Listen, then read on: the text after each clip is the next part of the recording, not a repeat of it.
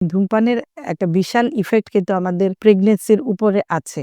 তো ছেলেদের ক্ষেত্রে যারা ধূমপান করছেন তাদের ক্ষেত্রে দেখা যায় যে শুক্রাণুর যে ম্যাচুরেশন এর যে প্রক্রিয়া সেখানে কিন্তু অনেক ইফেক্ট হচ্ছে। যার কারণে শুক্রাণুর চলন ক্ষমতাটা কমে যায়।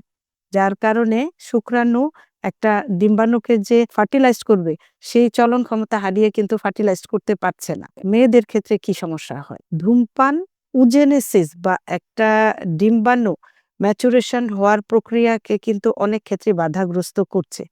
এছাড়াও আমাদের যে ফিমেল জেনিটাল ট্র্যাক্ট সেখানে একটা ইউটেরাস তার সাথে ২ সাইডে ২ টা ফ্যালোপিয়ান টিউব আছে। ফ্যালোপিয়ান টিউবের ভিতরে সিলিয়া আছে। এই সিলিয়া তার মুভমেন্টের মাধ্যমে একটি ওভামকে ফ্যালোপিয়ান টিউবের ভিতরে নিয়ে আসে এবং সেখানে শুক্রাণুর সাথে তার যে ফার্টিলাইজেশন এই প্রক্রিয়ার পরে সেই ফার্টিলাইজড ওভামটাকে ইউটেরাসের ভিতরে এনে প্রতিস্থাপন করতে সহায়তা করে।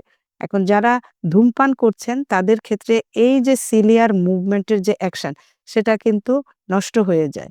যার কারণে দেখা যায় যে প্রেগন্যান্সি হচ্ছে না অথবা অনেক ক্ষেত্রে দেখা যায় একটোপিক প্রেগন্যান্সি হচ্ছে। তাই যারা ধূমপান করছেন তারা অবশ্যই এই জিনিসটার দিকে খেয়াল করবেন, বিশেষ করে যারা বন্ধ্যাত্বে ভুগছেন।